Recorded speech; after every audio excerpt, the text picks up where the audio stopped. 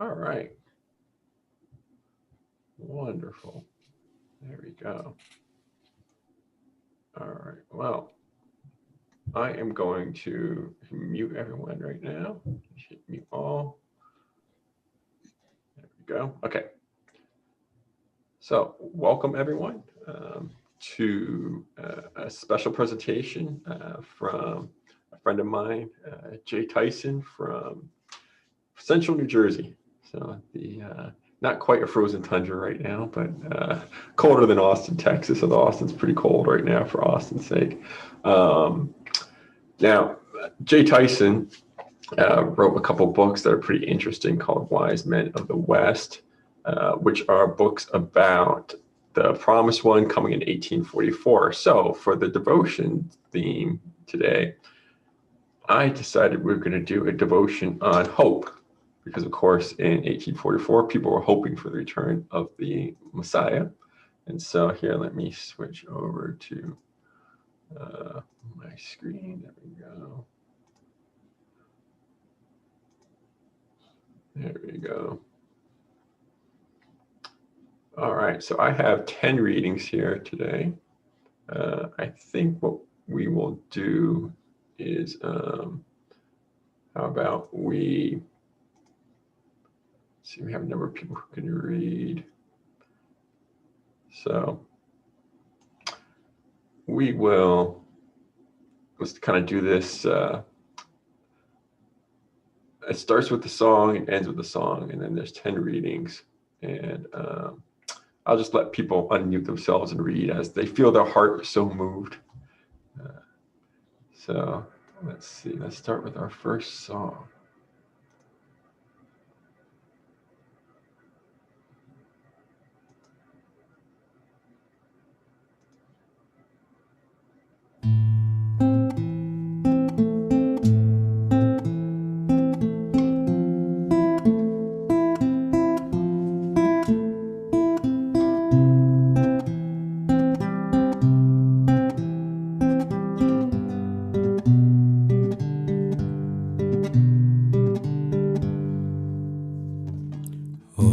Ndodana yoqobo inhliziyo yakho ikhaya lami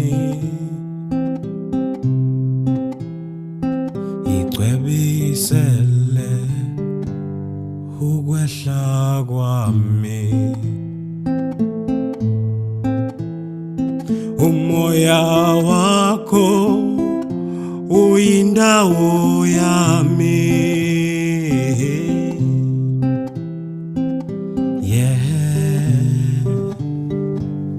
sambulo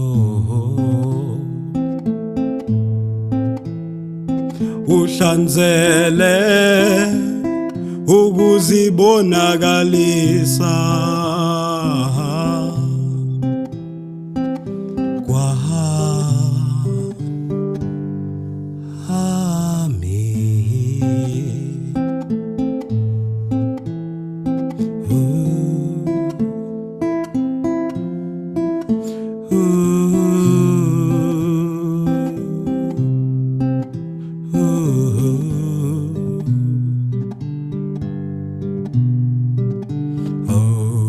Son of being, thy heart is my home.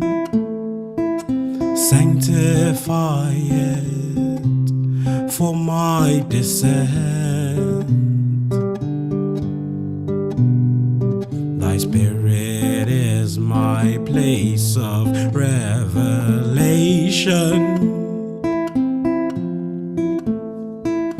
Cleanse it for my manifestation.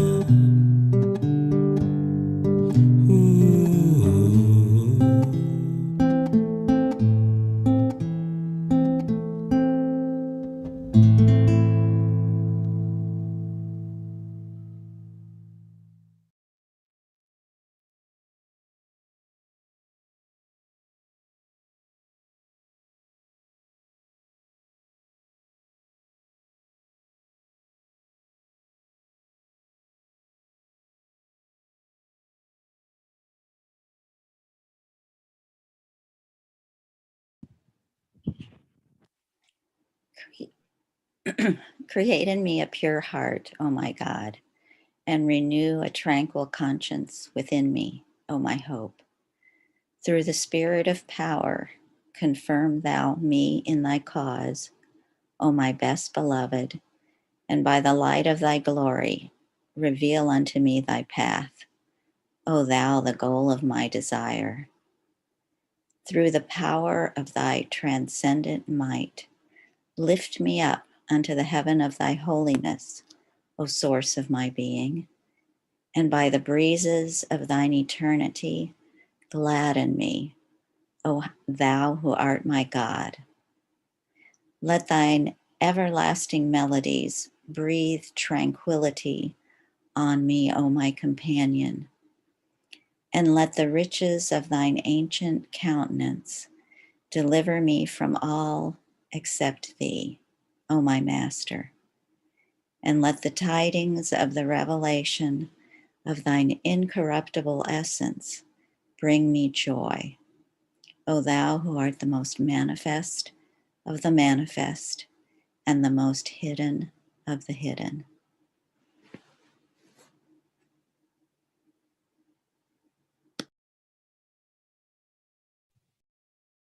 Blessed is the man who trusts in the Lord, and whose hope is the Lord.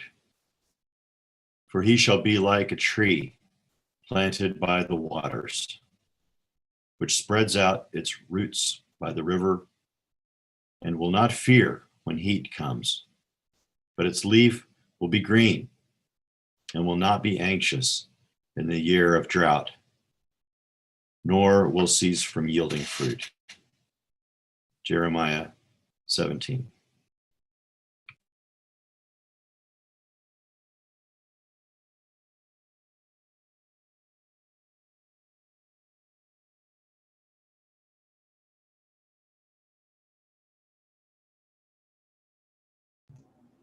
And in the days of these kings, the God of heaven will set up a kingdom which shall never be destroyed, and the kingdom shall not be left to other people.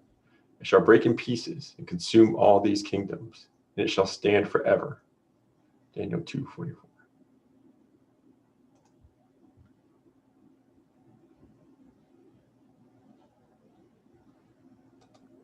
Do not lose heart nor fall into despair. You shall triumph if you are believers. Quran 3.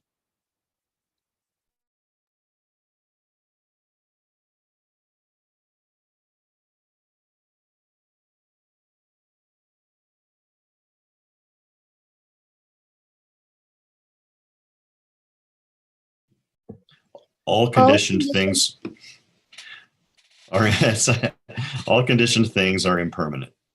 When one sees this with wisdom, one turns away from suffering. Buddhism. Never lose thy trust in God. Be thou ever hopeful, for the bounties of God never cease to flow upon man. If viewed from one perspective, they seem to decrease, but from another, they are full and complete. Man is under all conditions immersed in a sea of God's blessings. Therefore, be thou not hopeless under any circumstances, but rather be firm in thy hope.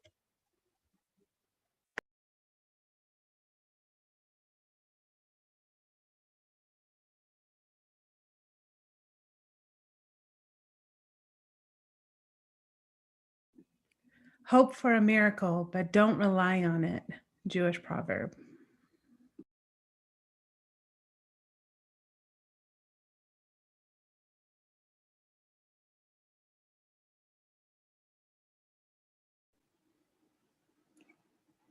May the God of hope fill you with all joy and peace as you trust in him, so that you may overflow with hope by the power of the Holy Spirit.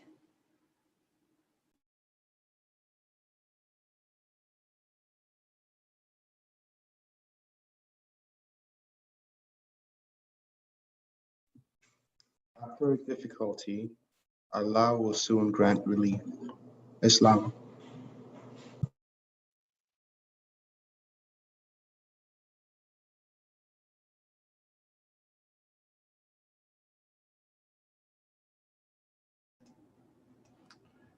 May God be gracious to us and bless us and make his face to shine upon us, that they may be known upon earth, thy saving power among all nations.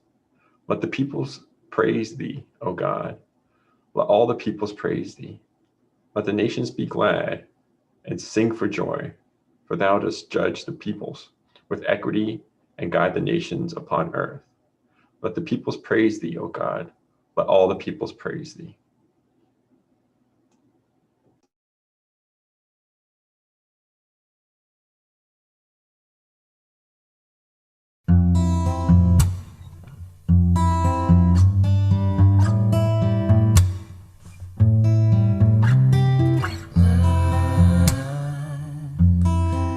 Is the light.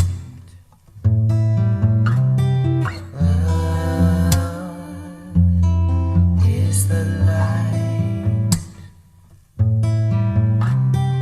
I have perfected in every one of you, my creation, so that the excellence of my handiwork may be fully revealed unto men.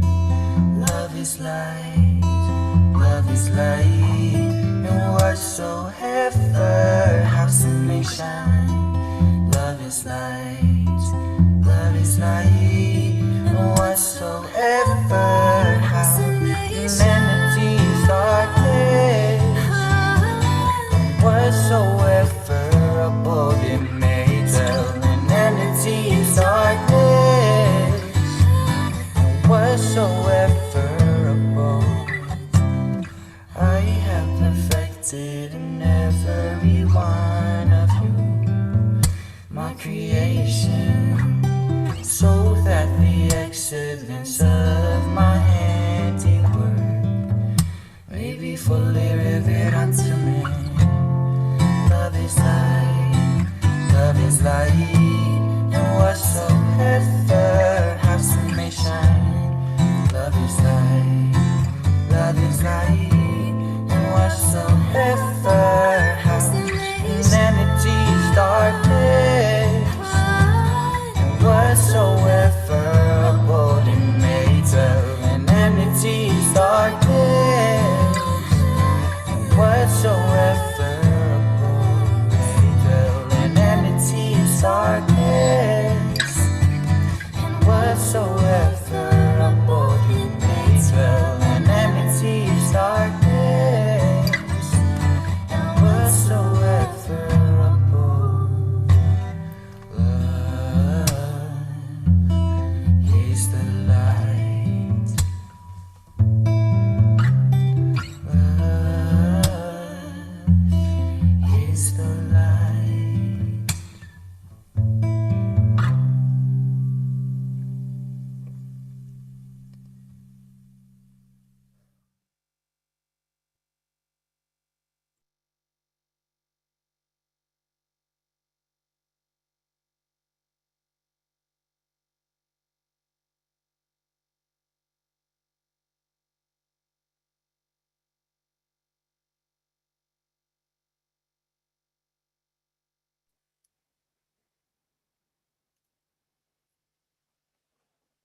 This is a prayer for the departed, for our dearly loved Baha'i brother, Foy Justice, who just passed away.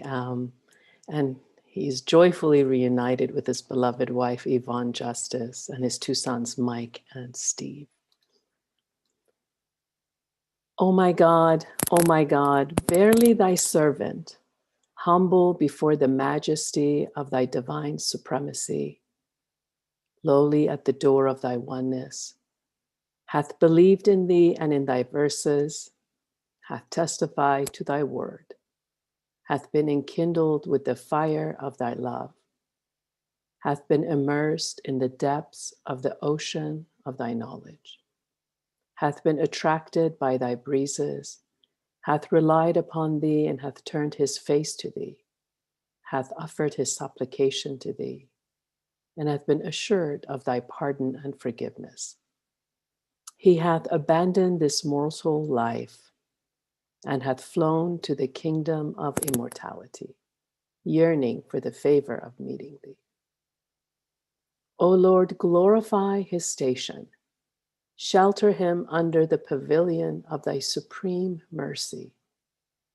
Cause him to enter thy glorious paradise and perpetuate his existence in thine exalted rose garden, that he may plunge into the sea of light in the world of mysteries. Verily, thou art the generous, the powerful, the forgiver, and the bestower. Abdul Baha.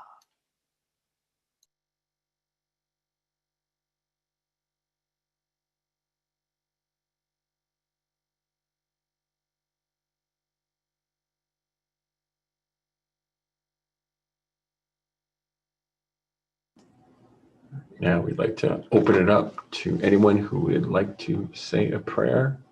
So if you feel so moved, please unmute yourself and say a prayer.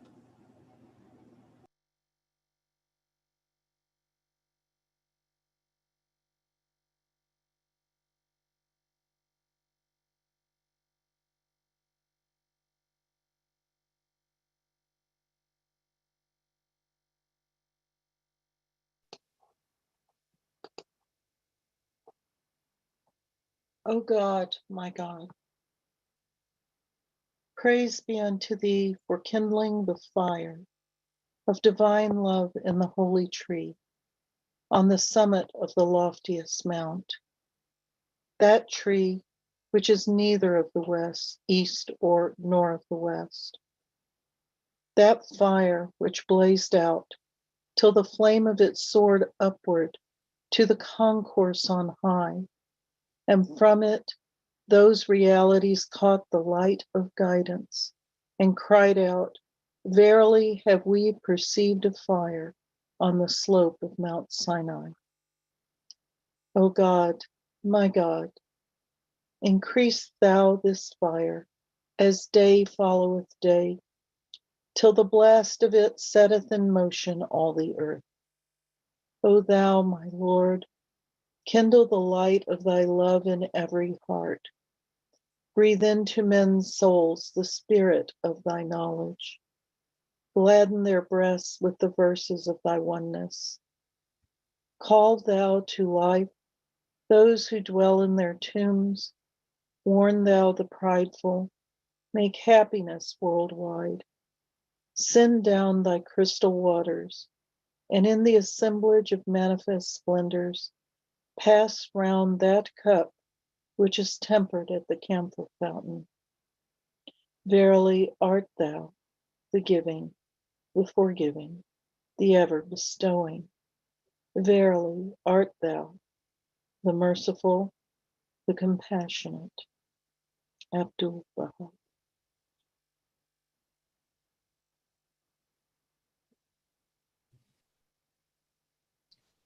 I'd like to say a healing prayer for someone close to me. Thy name is my healing, O my God, and remembrance of thee is my remedy.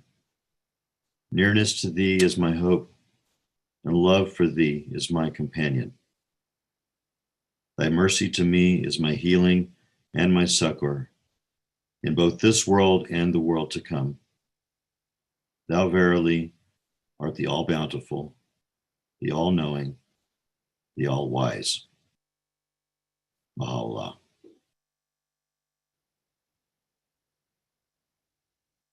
This is for hope. O thou beloved of my heart and soul, I have no refuge save thee. I raise no voice at dawn save in thy commemoration and praise. Thy love encompasseth me, and thy grace is perfect. My hope is in thee. O God, give me a new life at every instant, and bestow upon me the breaths of the Holy Spirit at every moment, in order that I may remain steadfast in thy love, attain unto great felicity, perceive the manifest light, and be in the state of utmost tranquility and submissiveness. Verily thou art the giver, the forgiver, the compassionate. Abdul Baha. This is a Persian chanting for assistance and help. والله مولای شفوق و حنون، از ملکوت ابهایت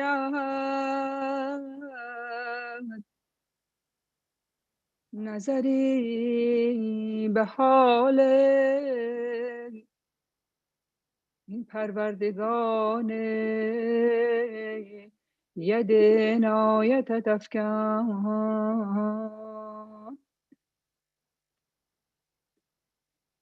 و حزب مظلومت را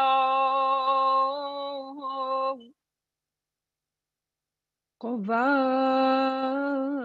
و شهرتی ده،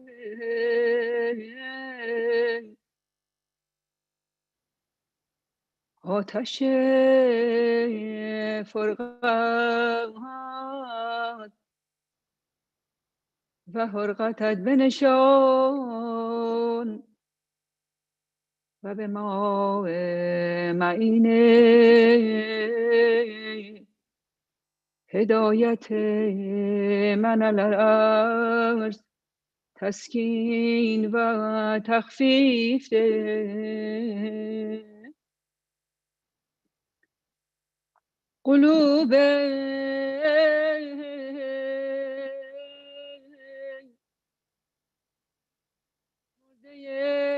دوستان را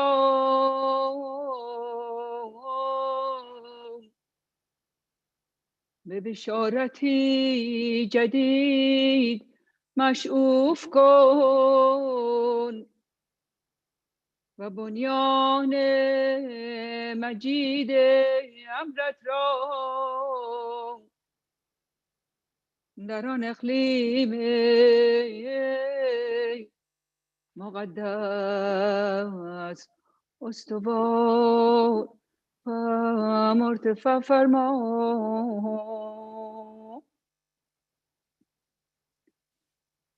هر مشکلی را به ید قدرتت رفع کن،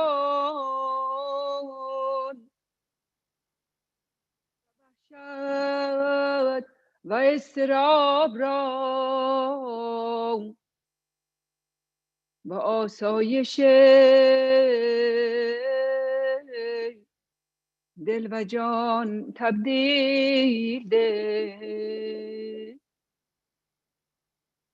آشفتگان رویت را به تحقق آمال تسلیت بخش و این آوارگاه مستمن را در کف حراست و حمایت محفوظ دار. بنده آستانش شوقی.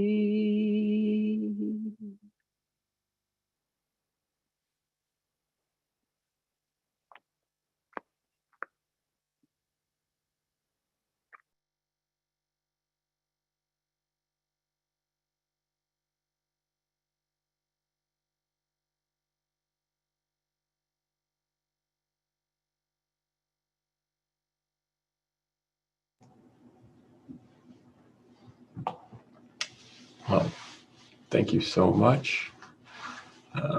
Before we get started, I did want to, we had just mentioned somebody who had passed away in our community. It was Foy Justice. Now, Foy and Ravon Justice were a anchor of this community for decades and decades. So I'm going to tell a quick little story. First, I'll show a picture of them. This is them in 1946, and Foy just passed away a few days ago. And they were an anchor in the community for many, many years. And to describe how important some of the early work they did was was back when they became Baha'is, integrated meetings were still frowned upon and illegal in many parts of Texas. So they didn't really have a place to meet when they would have state convention to elect a delegate to go to national convention. They didn't have any safe places to meet. However, one of the Baha'is' husband happened to work at one of the hotels downtown. And so he kind of, on the download, let them access the hotel and get a room so they would have state convention within kind of an integrated group of people for many years downtown. So they were subversive in their very own way for many years. And they were such a wonderful, wonderful family. And I am sure they will both be helping us as they're in the next world looking down upon us. They were stalwarts. I think Foy was he 97? Right? Yeah, he was 97 when he passed away. Amazing. Amazing. So it's wonderful to have those souls. Now, speaking of convention, thanks to their efforts, people like Foy and Von Justice, I had the bounty of serving as a delegate for a national convention from Austin going to Chicago. And that's where I met Jay Tyson. I actually met him in a funny way, where I really got to know him. I was in the airport and I was looking, and I was like going to take an Uber up to the house of worship. And I was like, I wonder what are the odds that I'd bump into a Baha'i?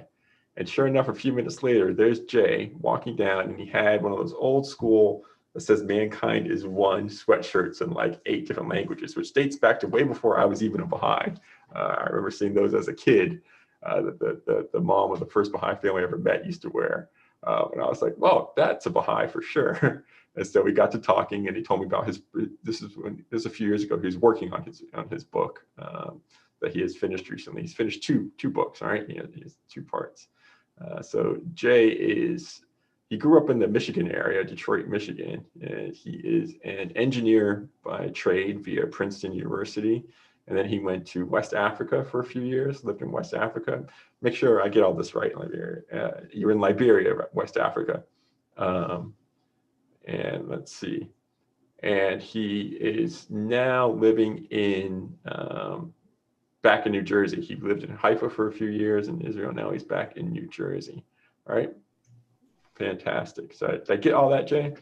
That's right. Yep. Very good. Well, thank you. Welcome, Jay. Thank you. It's good to be here. So let's see. We'll get on with our program for today about this book that I've been working on for a good long time now. Let's see if we can get this up in the right place here.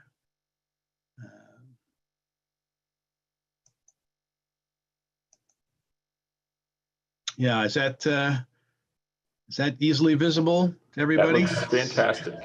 Okay, very good. Maybe I'll move this over a little bit. Yeah, so I've been working on this book, as you mentioned, for a good number of years. It started started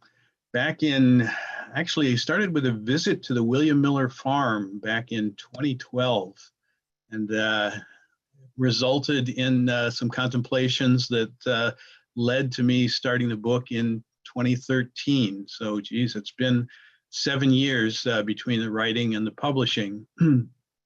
But it starts by asking the question, what if wise men had existed in 1844, much as the wise men existed at the time of Christ's birth?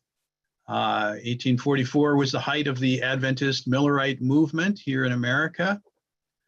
And what would they have found if they had set out on a search in those days instead of waiting for Jesus to descend from the upper atmosphere? So this is kind of what led me to this method of trying to connect what was going on in that time in the here in America and Western Europe with what was going on in Persia. It's intended to be a gift for Bible-based Christian friends and family. it can be a very good conversation starter, because I try to start off from a more Christian perspective. Obviously, the title, a reference to the wise men of the East and the discovery of the messenger 2,000 years ago. So this is kind of the mirror image, in some sense, of that story. There's, of course, a lot of material that Baha'is will recognize, but there's also a lot of new material that isn't found in other Baha'i writings. So I think it'll be helpful for both Baha'is and their Christian friends.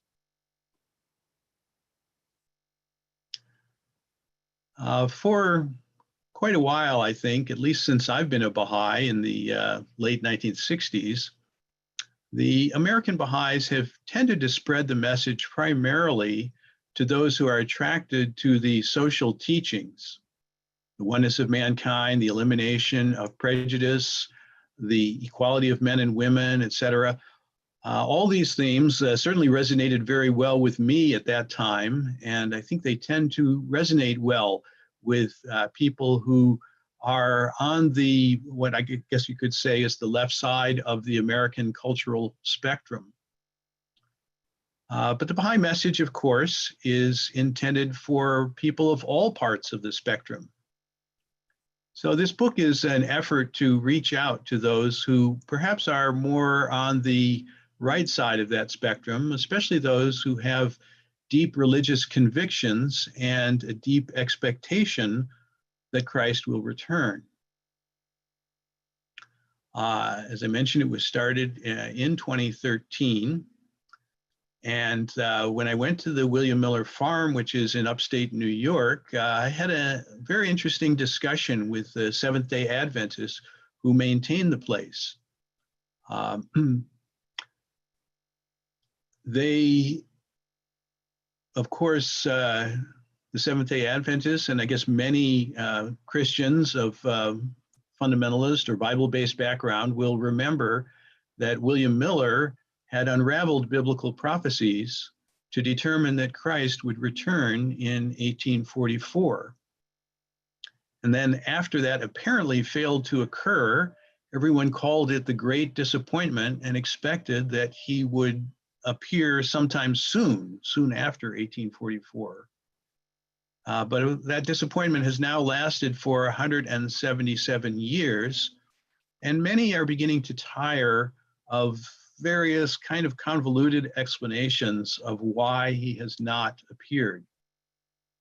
So I think it's time to look for an alternative understanding, and I think that more and more members of the Christian community may be open to a alternative understanding. So this is, as I say, it's a historical fiction. One of the purposes of writing it as a historical fiction is that sometimes people are more accepting of a story than simply an argument, so to speak, nonfiction book that argues points. So I wanted to do it in this manner, allow people to kind of move forward gradually through the process of learning about some very new ideas. So before going any further, I do like to share 3 important notes for the Baha'i friends, that this is a message that we need to share with love as a fellow seeker on the spiritual path, and not with argumentation. I think you might find in the writings places that say that if you're going to argue, you've already lost, because we're sharing a message with joy and love. And you find this in many of the prayers about Baha'i teachings, about teaching the Baha'i faith. So we also need to be ready to listen, and listen to learn from our Christian friends, because they may learn from us, but we have much to learn from them. In addition, we should listen as a doctor listens carefully to his patient. before the doctor suggests anything. You know, the doctor who has just one remedy that he suggests to everybody is not a very effective doctor. It's important for the doctor to listen and then, based on what he hears, prescribe a remedy. And then the third point is that we need to teach slowly. You know, these some of the points that we'll get into are difficult for people. And so it's important for them to kind of have time to digest it before they move on to the next idea. And one of the purposes of having a novel, which is kind of a long novel, I mean, it's 2 books. It became too long to put in a single book, but part of the purpose is to have people go through these ideas gradually. Now, kind of to start, we had developed this little trailer that I thought I might share. Kind of gives the basics of where things are and you know, what initiated this this line of thinking. So hopefully I can get the video to work here.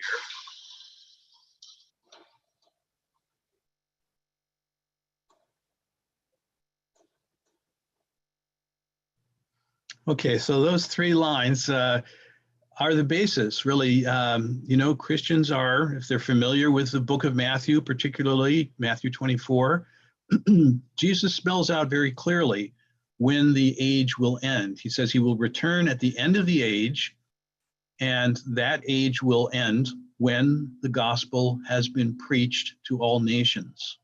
So this was one of the main motivating forces, actually, during the 1400s and 1500s, 1600s, even the 1700s, for the nations of Europe to sail across the oceans. Yes, they wanted to develop resources and become more wealthy, but also there was the spiritual motivation to carry the gospel to all nations. So by the time the early 1800s had rolled around, people were beginning to realize that this goal had been achieved. And so the expectation was that Christ would soon return. This was one of the motivating factors that enabled the Millerite movement to take off.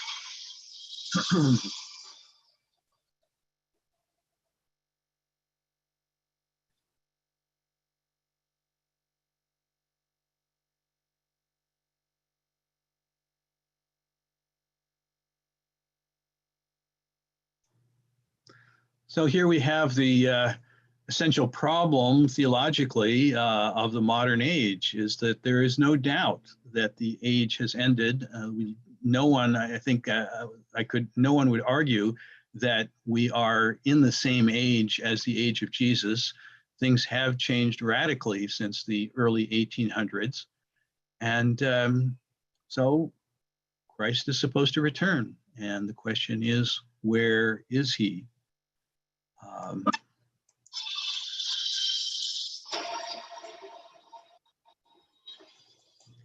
We had that brief shot there of the Jewish people at the Western Wall, because one of the main signs of the return of Christ is that the Jewish people will return to the Holy Land. And against all expectations from the early 1800s, this has in fact happened.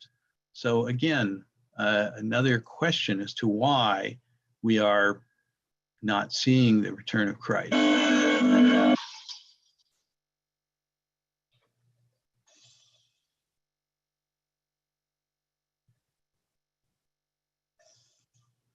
And the central question then is, were the prophecies wrong, or did we simply misunderstand them? Is it time to open our minds to a wider understanding?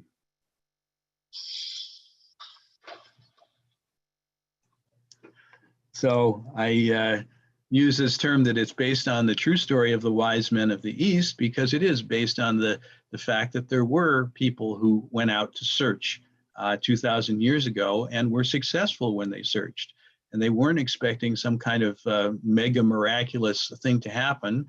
In fact, they were wise enough to recognize that the promised one of the Zoroastrian religion. The Zoroastrians had prophecies about the coming of a Messiah. And they were wise enough to recognize that he didn't have to be a king that had, velvet robes and a wonderful crown. They could find him in a manger and still recognize that this was indeed the promised messenger. They put aside the outward appearances and they looked for spiritual realities. And that's very important. So my book is simply based on that thesis. Whoops. And I think it is very useful, especially during this Christmas period, that we can talk about the Christmas story. The wise men coming is an example of the connection between the East and the West.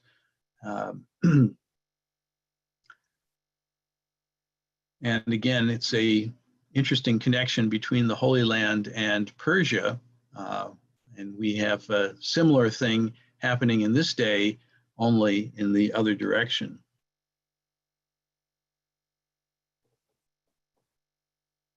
So, as I've mentioned, it's useful to kind of warn the readers that this is a spiritual journey as well as a story about a physical journey. And like any challenging journey, there are obstacles to overcome. I've tried to structure the book so as to cross over the easier obstacles first. If a reader can't get past these obstacles, then there's probably no point in proceeding to the more difficult ones. So people should take the time to fully understand the new ways of thought before they proceed.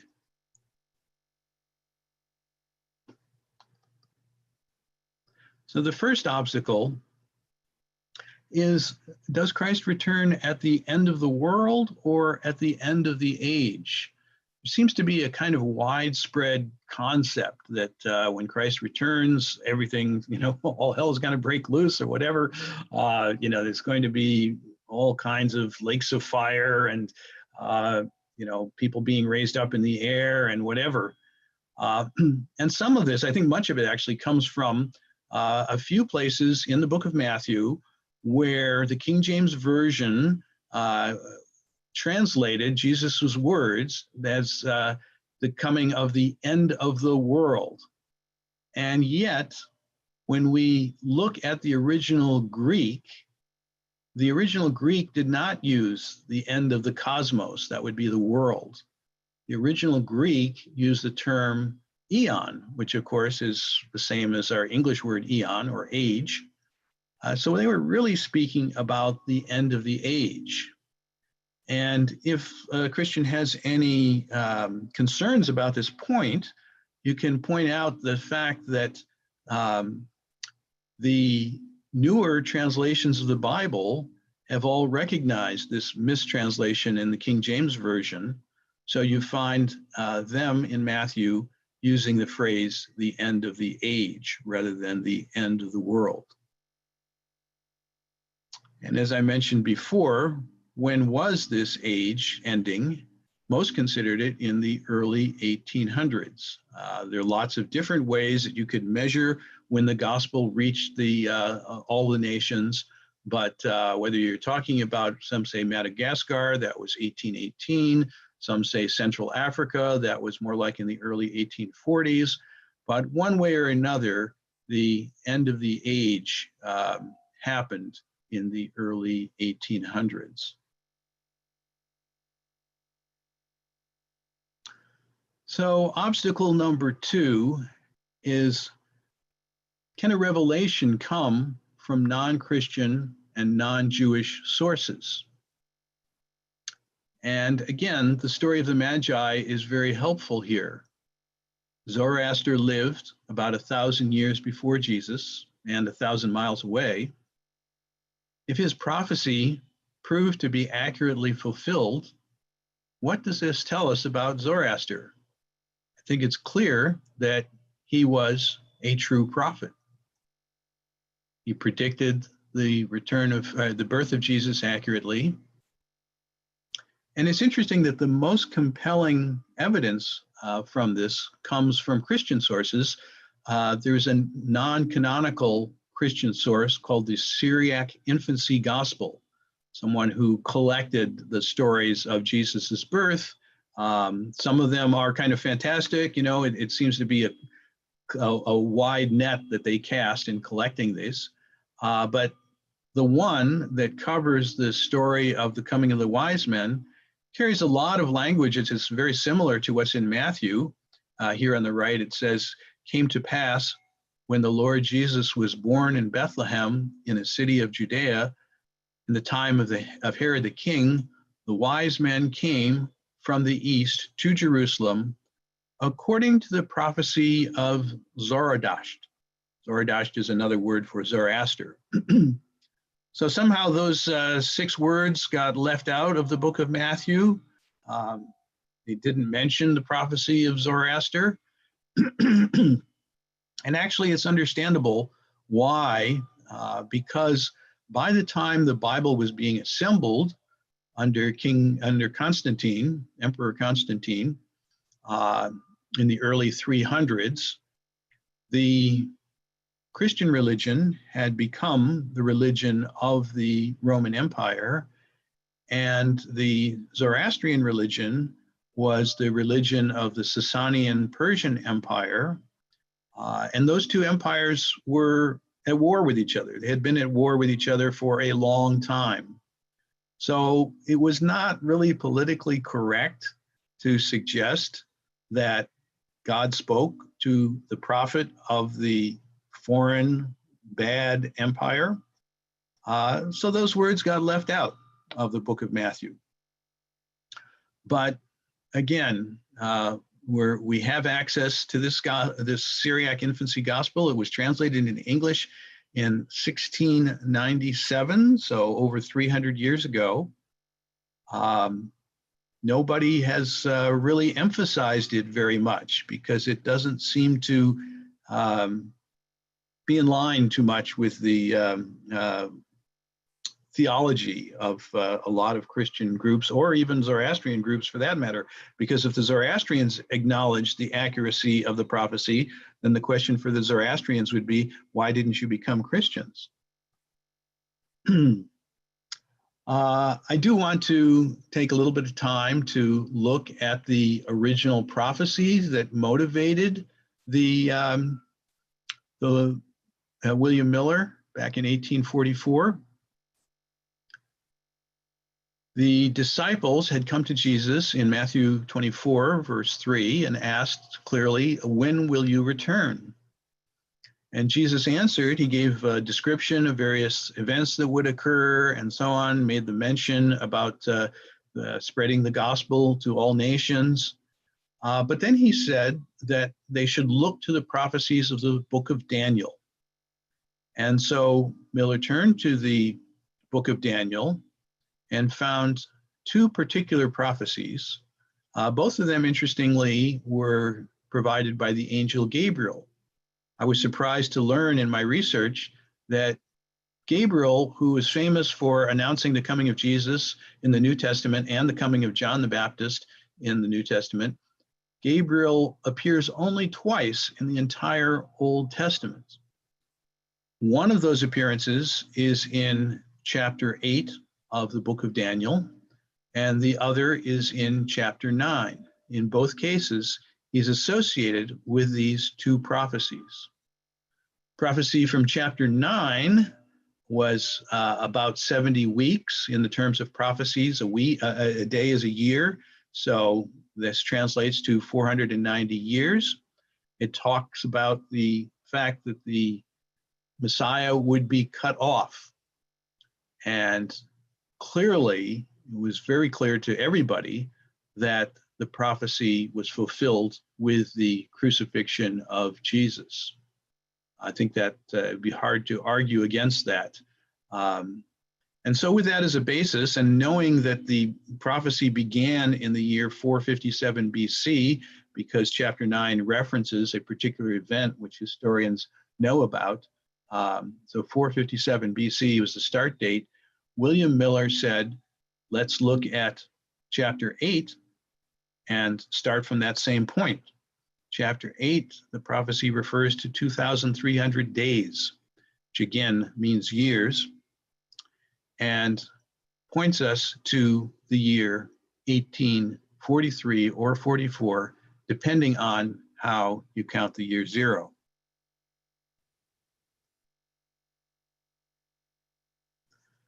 So getting back to our obstacles, major obstacle number 3 is the question of the nature of the resurrection of Jesus and why it really matters to this argument or this discussion. Christians will refer to the book of Acts, chapter 1, verse 9, says, when he had said this, as they were looking on, he was lifted up and a cloud took him out of their sight. Okay, so this is after Jesus has been crucified. The book of Acts starts with some of the events that are associated with the disciples seeing Jesus, seeing the resurrected Jesus, and then the cloud comes and takes him out of their sight. And while they were gazing into heaven, as he went, behold, 2 men stood with them in white robes and said, Men of Galilee, why do you stand looking into heaven? This Jesus who was taken up from you into heaven will come in the same way as you saw him go into heaven. So reading that literally and assuming that this is all about the body of Jesus going up into heaven, Christians have understandably thought that he would come down in the same way. So our question is, were the clouds that they're referring to physical clouds, or were they clouds of misunderstanding? The book of Acts was written about 50 years after the resurrection of Jesus. Many of the early disciples expected that Christ would return in short order within their lifetime. And by the passage of 50 years, most of the first generation was gone, or they were dying one by one. So clouds of understanding were beginning to form over people. There were fewer and fewer people who had witnessed Jesus, who had seen any of the events of Jesus's life. So it's our understanding that these clouds were the clouds of misunderstanding.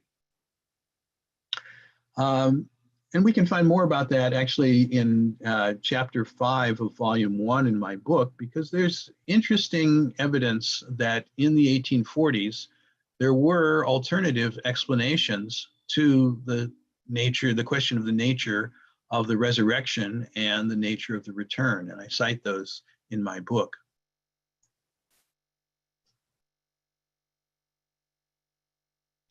Probably the biggest obstacle that many Christians will have is the idea that Christ could return to a Muslim country. After all, he's the return of Christ. He should be coming to the Christians, right? And I address this in the book by showing that all religions had expectations of a promised one.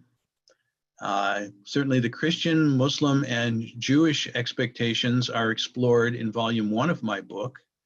And then 3 Eastern religions, Zoroastrianism, Buddhism, and Hinduism, explored in volume 2, explored kind of briefly, but still explored. So when you begin to realize that all religions expect a promised one, then the story starts to change a bit. Of course, the Holy Land was a Muslim country. So if you are thinking that Christ would return to the Holy Land, he would come to a part of the Ottoman Empire at that time. It's interesting to note that among the Muslims, at least among the Sunni Muslims, they expect to see the return of Christ, not the return of Muhammad. So really there's another religion besides Christianity that looks for the return of Christ. But I think the most significant prophetic linchpin, the linchpin for people who study Christian prophecy, is this number 1260, which appears in the book of Daniel, in the prophecies of Daniel. It also appears several times in the book of Revelation, and Abdu'l-Baha explains some of that in some answered questions. It's the only number that appears in both books. And most interestingly, it appears in Shia Islam from an entirely different method.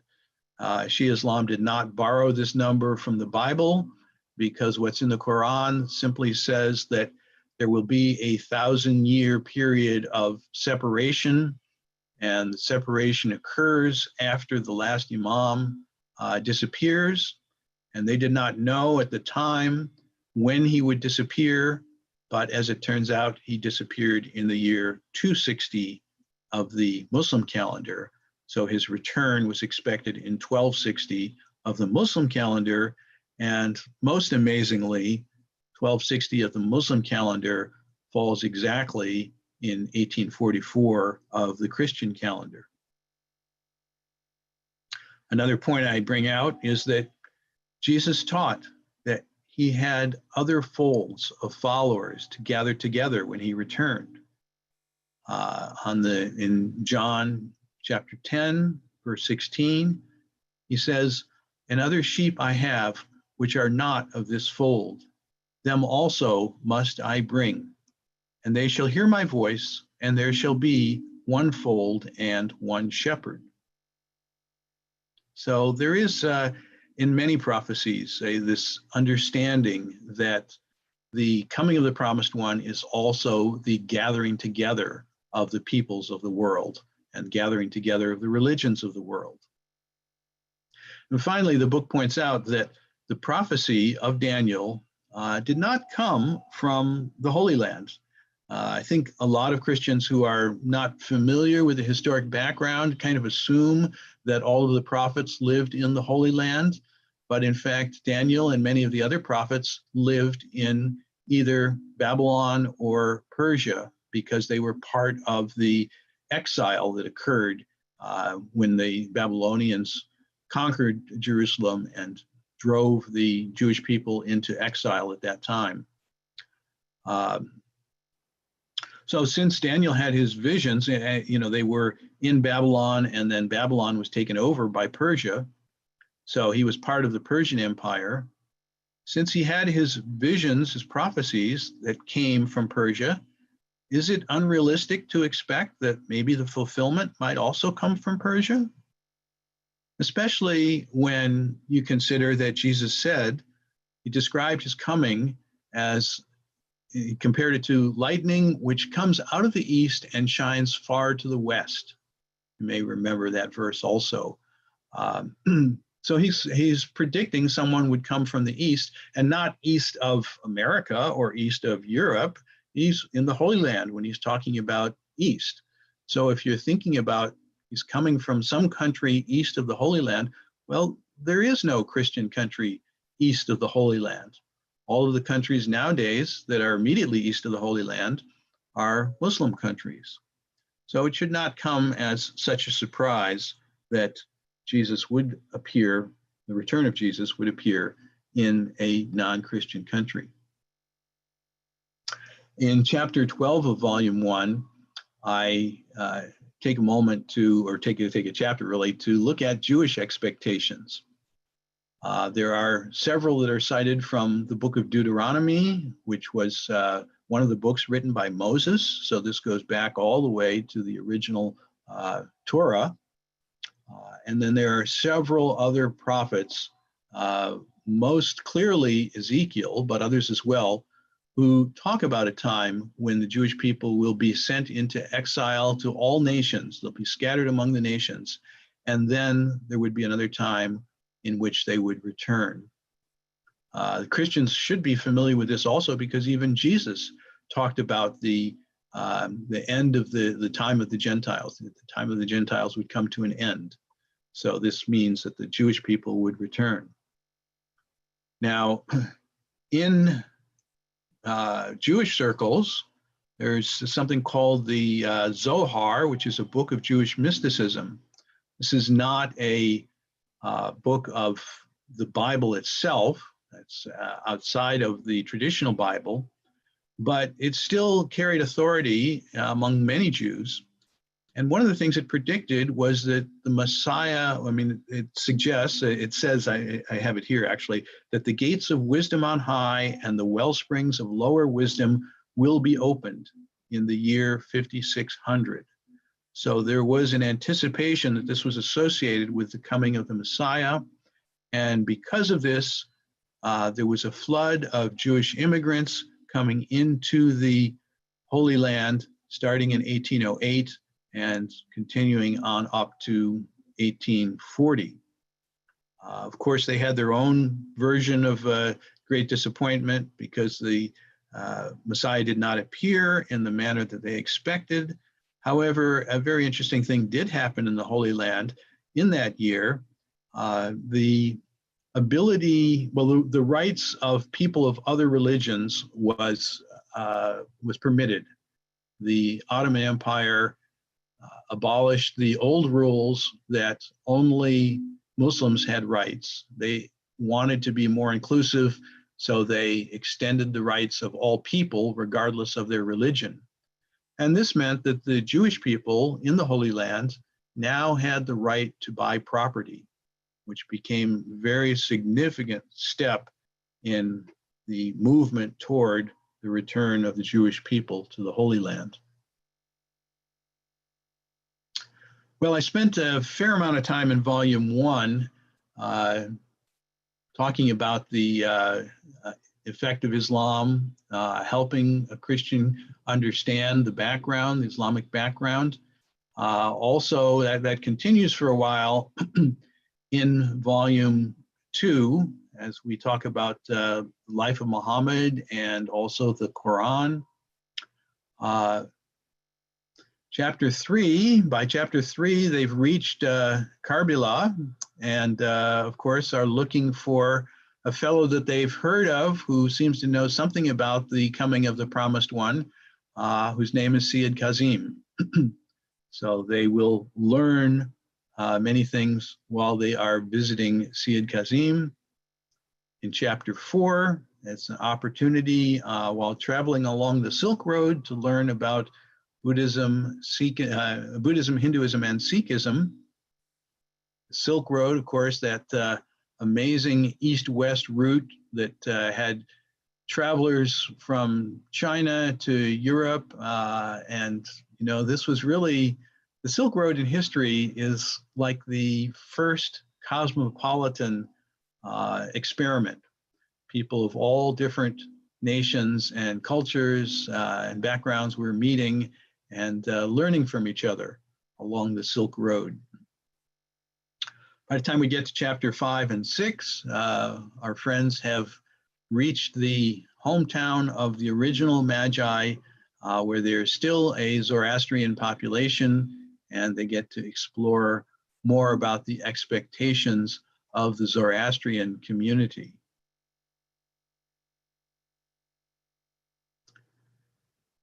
So after opening their eyes to the prophecies of all the major religions, they are guided by a dream to look southward toward Shiraz. And this forms parts of chapters 7, 8, and 9. On the way, they will visit the tomb of Daniel. Daniel, I think, is a very important character in explaining the role of prophecy to the Christian community, because it makes it clear that this is not all from the realm of Judaism in the Holy Land. As I said before, Daniel was living in Persia.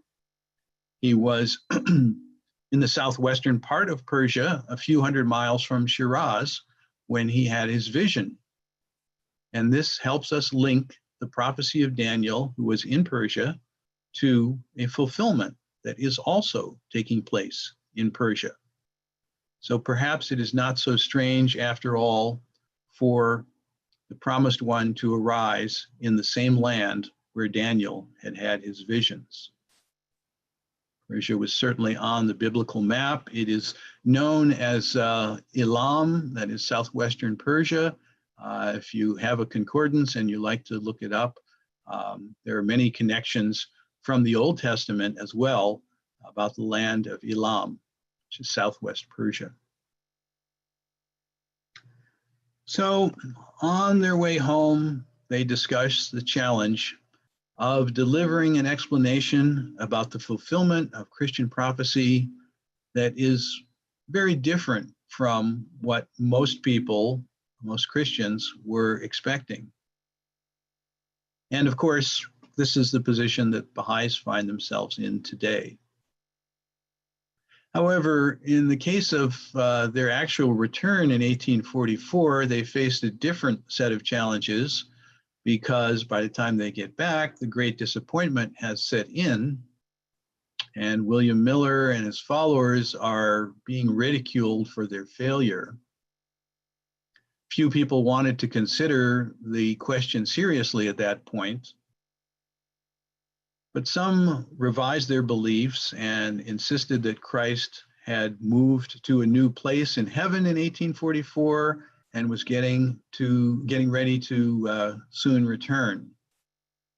This group became the Adventists, and from them have branched off other groups, including the Jehovah's Witnesses, and much of the modern evangelical Christianity has roots in this time period.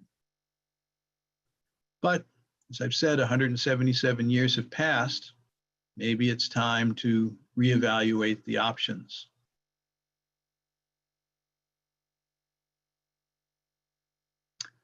So the book ends with an epilogue that kind of shifts us from from the fictional mode to nonfiction, a summing up of the four themes that I've been following. They're the Millerites and other Adventist denominations, return of the Jews to the Holy Land, the creation of a new heaven and a new earth in terms of technological development.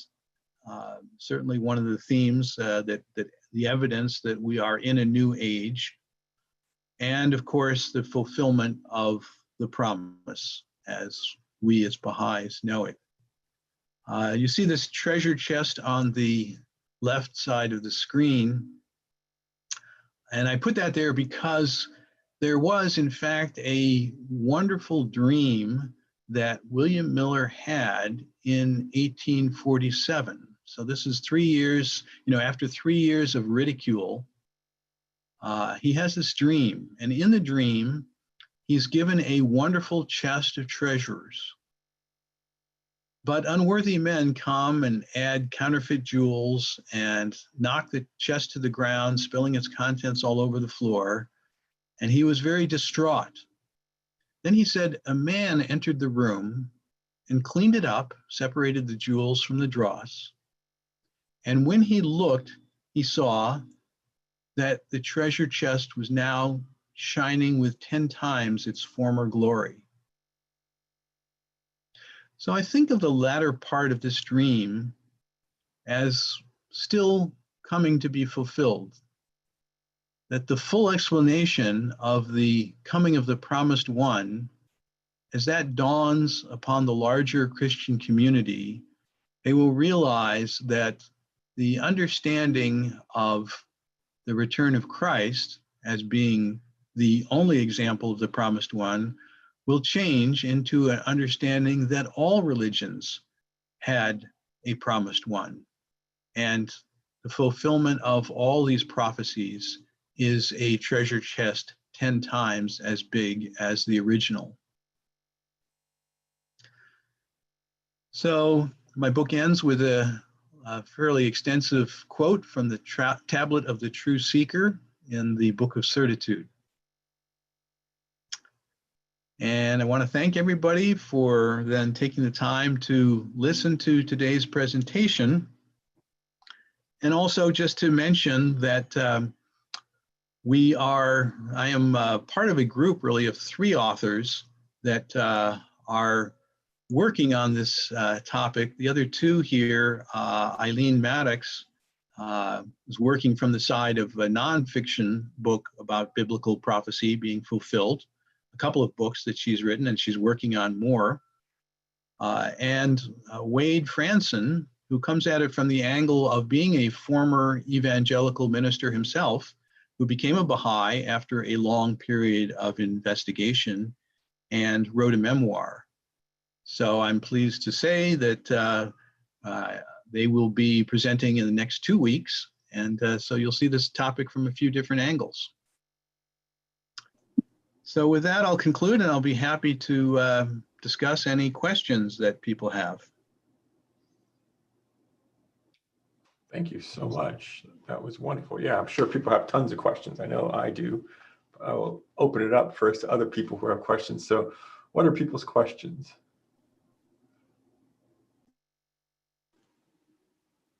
Well, first, I'd really like to thank you for, I mean, that was an excellent presentation, because I get very lost a lot of times in the world of prophecy. Mm.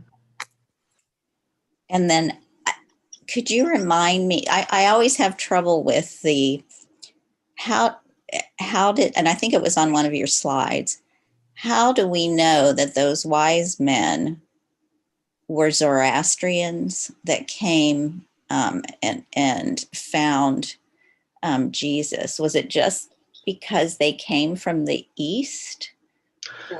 That's a very interesting question. And actually, a little thing that I discovered was that somebody pointed out to me as I was doing the research on this book that the term wise men did not exist in the earliest Bibles. In the Greek Bible, and if you have a concordance that allows you to look back on the definitions of individual words, you find that in every place where Matthew talks about the wise men, if you look that up in the concordance, it actually says magi.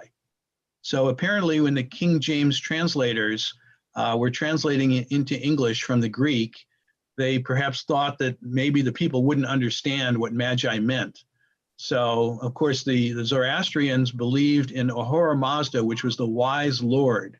And wisdom is one of the chief characteristics of the Zoroastrian religion.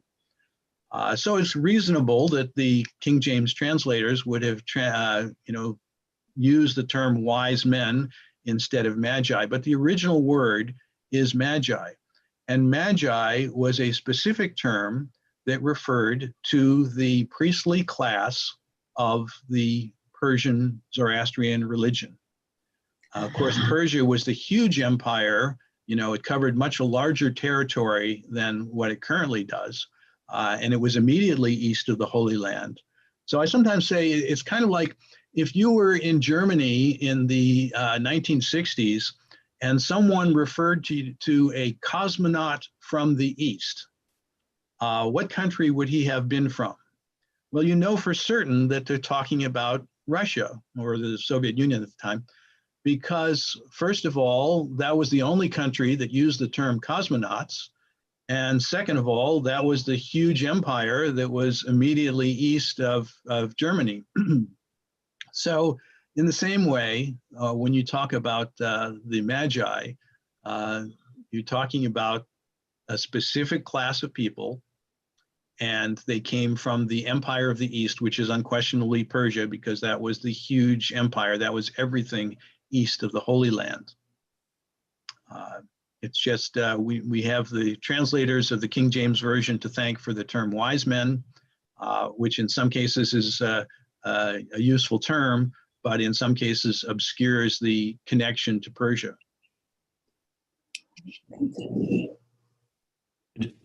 Jay, just following up on that, the kings term, we three kings, that's just completely off base, is it not? Or was that just a complete mistranslation, or how did that come about? Do you know?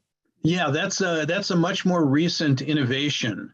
If you look at the artwork that Europeans have preserved over the centuries, it shows that the Magi were dressed in typical dress of the priestly class, for the first several centuries. And then somewhere in the Middle Ages, they got the idea that maybe these were kings, not priestly people.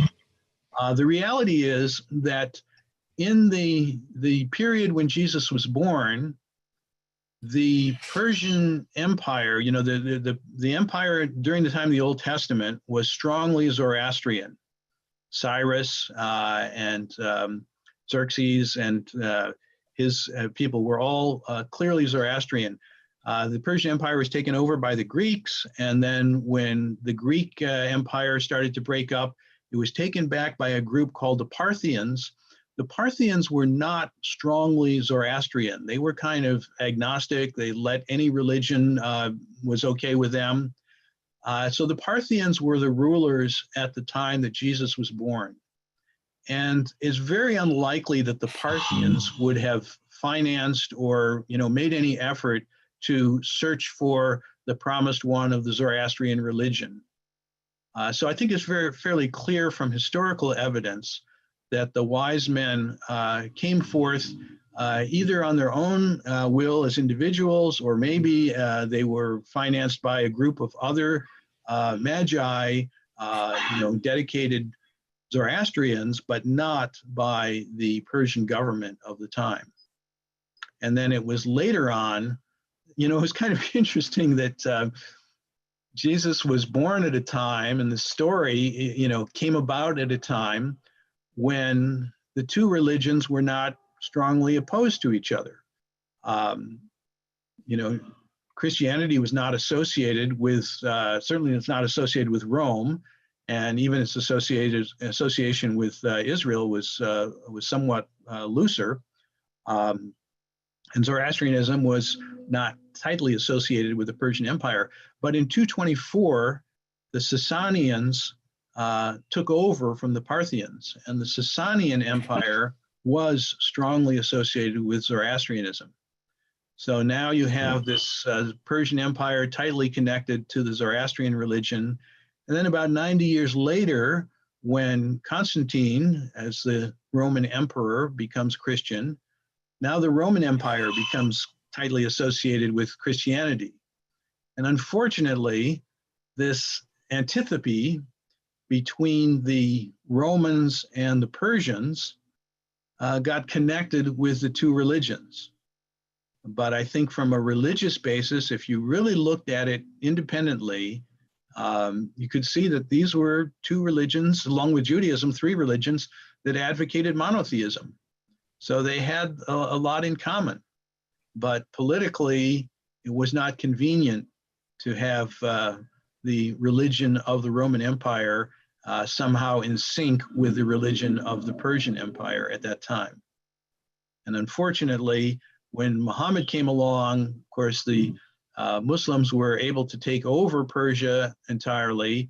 The animosity between the Eastern Empire and the Western Empire then got translated into animosity between the Roman Empire and the Muslim Empire. So that East-West division has continued for centuries. And yet, if you look closely at the religions, you find that there is a common bond there, particularly through prophecy. Well, it's a brilliant concept for a book. I can't wait to get my hands on it. And I just have I have one last kind of quick follow-up, which is I wonder if you have gotten any kind of a bounce out of this conjunction that we just had between Saturn and Jupiter and all of the speculation around the Star of Bethlehem and all of that. Have you been able to get any leverage out of that current event? I did mention it on my Facebook page, that or the Wise Men of the West Facebook page, just as, here's something that happens in the sky, but who's going to get on a camel and travel for 1,000 miles just because they see something unusual happening in the sky? Right. You have something unusual happening, but it has to be in conjunction with a prophecy that is telling you to do something when you see something special happening in the sky. Mm-hmm. So it was a combination of the signs in the heavens and the prophecy that motivated the wise men to make their journey. Right. Thank you so much. Okay. I have a question. This is Jackie Newberry. I Yes, Jackie. loved your presentation. It's great. I'm going to pass it on to my friends. Thank you. But I have a basic question about the Bible itself, because some years ago, and I cannot remember all of the details, I read 2 books by a man who had gone to theology school, and he wasn't satisfied with what he was learning. So he decided he was going to learn the languages of the books of the books of the Bible were written in. Mm-hmm. And as he did that, he found that there were so many. Well, first of all, there was nothing such as a Bible. It was not a Bible. It was a conglomeration of many books written at different times by different people in different areas in different languages, and that there were many errors in it, some of them purposeful for political reasons, and some because the scribes did not know the language well. And so it kind of gave an impression about the reliability of the Bible.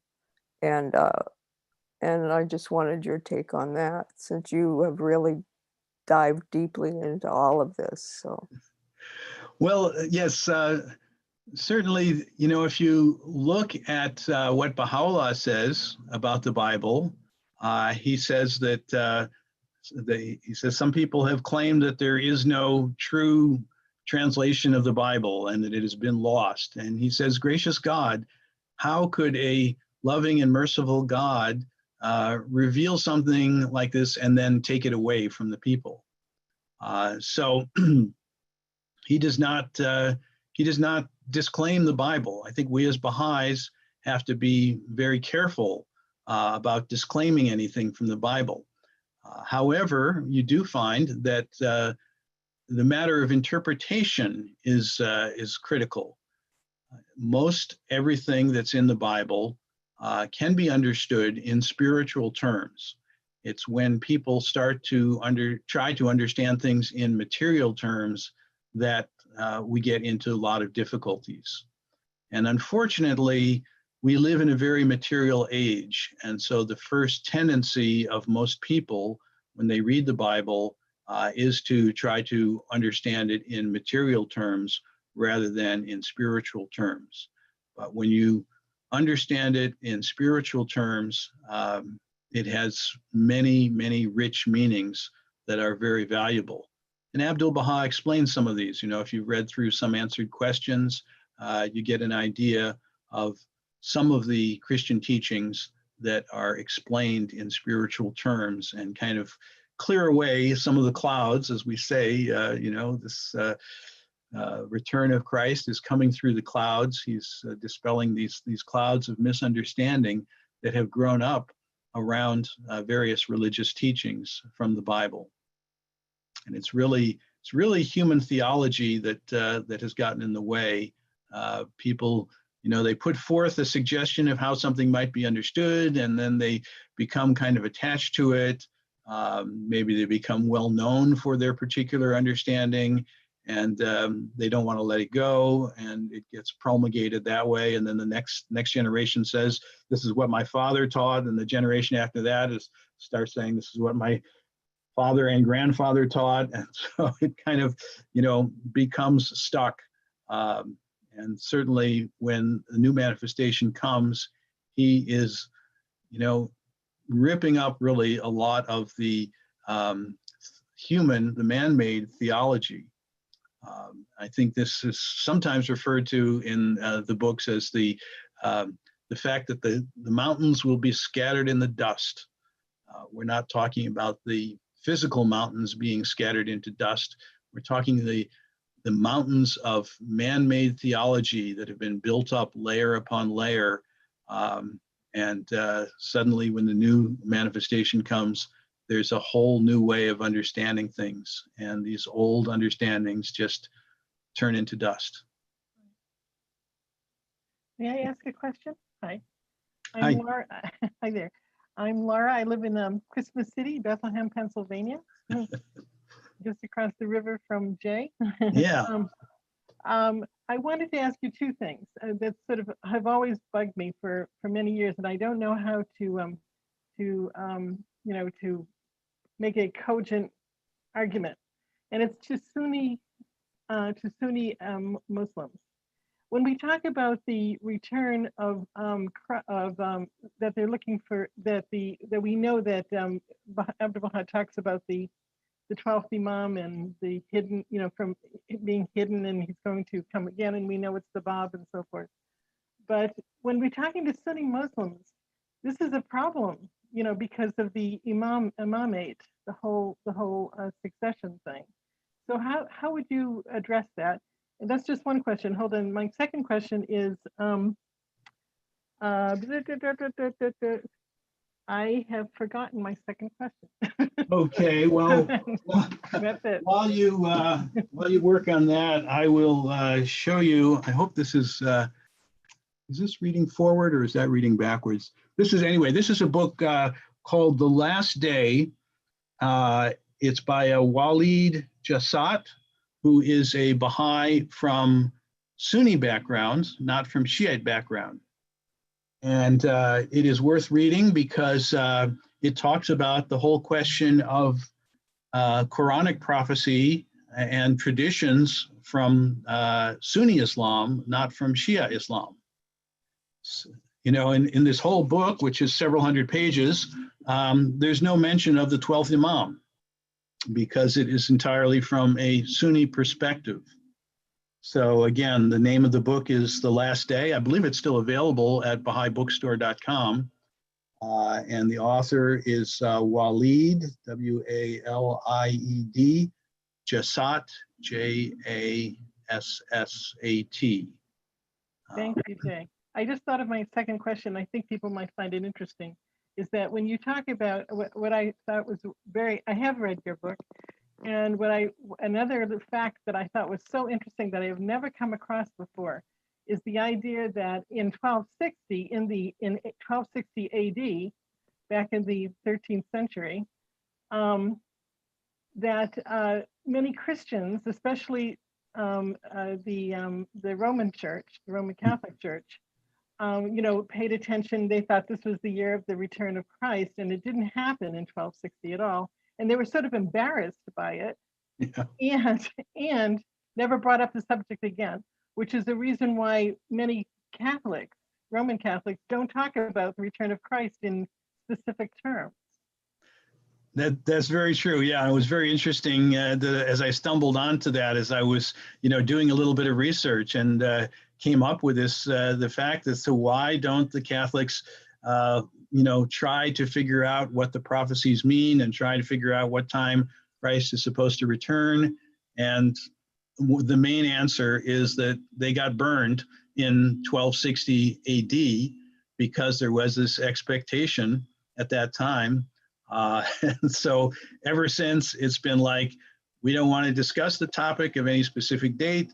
Christ will return sometime. We don't know when. And that's kind of it. So, I talk about how as Baha'is, we need to be able to prescribe a particular answers depending on who we're talking to. And so I would say that probably for most Catholics, they might not find this book particularly interesting because they don't have that anticipation of the fulfillment of prophecy, of particular prophecies, the way that the Bible-based Christian community does. So, Catholics, there are other books that I think would be of more interest to Catholics, unless, some Catholics might have stumbled into the area of prophecy and might be interested, but obviously the Millerite movement was a Protestant movement and did not draw on Catholicism much at all. In fact, interestingly enough, a lot of the Protestant movement, especially in the 1800s, regarded the Catholic Church as being anti-Christian. Sometimes they accused the Pope of even being the Antichrist, which was another interesting thing that I discovered, that there was this animosity toward Catholicism back then. And there's several historical reasons for that, but it's just interesting to note they take a different look at it. But I did try to address, the particular expectations of various groups as my travelers had a chance to meet people. And as they were traveling toward Rome, of course, it was an opportunity to meet with someone who was Roman Catholic. When they were in Akka, they had an opportunity to meet with somebody who was a priest from the Eastern Orthodox branch, the Greek Orthodox branch, because there were indeed Greek Orthodox who were in Akka. Yeah, it was this journey is also an opportunity to meet a lot of different ideas. Nabil has a question. Hi, Jay. Hey. Wanted to thank you, like a lot of people also on the chat are thanking you for this really wonderful presentation. I wanted to ask you if you could bring us back to the beginning of what you were saying, because I thought that was really powerful, the methodology that you were talking about, how you introduced this concept, or how you start a discussion, and the obstacles and everything. I think that's a very important, I think, lesson for many of us as well. And I wanted to know, maybe opening up the dialogue, have others tried this approach, or how do they think their Christian family and friends might respond to that type of approach? But could you maybe briefly review it again for all of us? Yeah, well, of course, it will vary from person to person on their particular needs. Certainly among the Adventist community right now, there is a lot of concern about a number of items, but one of the major items is that as they receded from 1844, there was always a promise that Christ would return sometime soon, an acknowledgement that he didn't return in 1844, but it would be sometime soon. And soon became longer and longer. Of course, when the Jewish people formed the state of Israel, this was an important fulfillment. So a lot of people expected that Christ would return associated with the formation of the modern state of Israel. And then some people started saying, well, it's supposed to happen within a generation, and a generation might be either 30 or 40 years. So that 40 years would have expired in 1988, and that year came and went, and Christ didn't return. Some people cite the Christian belief that the world began in 4004 BC, and that the seventh millennium would start, therefore, in 1996 AD. And so Christ would return at that point, but again, 1996 has come and gone, and nothing happened. So, the purpose of this is to say, well, wait a minute, maybe instead of the starting place being Christ returning from the sky, maybe the starting place should be the wise men of the East and the example that they set in searching, and we likewise need to be doing searching, follow an example, and realize that, in the case of the coming of Christ, the Jewish people, by and large, those who became Christian, almost all of them became Christian after Christ had come and taught and been crucified. So the prophecy was useful in retrospect rather than, for the few people, the wise men from Persia, and maybe a few of the earliest Christians coming from Jewish background, the prophecy might have, well, even them, they didn't see it beforehand. So it was really the only ones that saw Jesus coming beforehand were the three from Persia, or they don't know for sure that it was three, but there were three gifts. But prophecy is most frequently useful in retrospect rather than in looking forward. And so that's the situation we find ourselves in today. We need to help people understand that we need to see this in retrospect, and instead of expecting Christ to necessarily come sometime in the future, he might have already come. There is one of the things that is said in Matthew is that for I am coming at a time which you think not. I'm coming at an unexpected time. Someone has suggested the unexpected time that Christ returns is the past, not the future. So that's certainly one way of looking at it. Okay, we got a bunch of questions in the chat. So we'll try to get to a few of them. We still got a few more minutes to stick around? I can stay as long as people want to stay. Fantastic. So this is what we'll do. We'll do two things. One, we'll still chat with you. Actually, I'm going to stop the YouTube stream. So if you're on YouTube, you want to come join us over here on Zoom.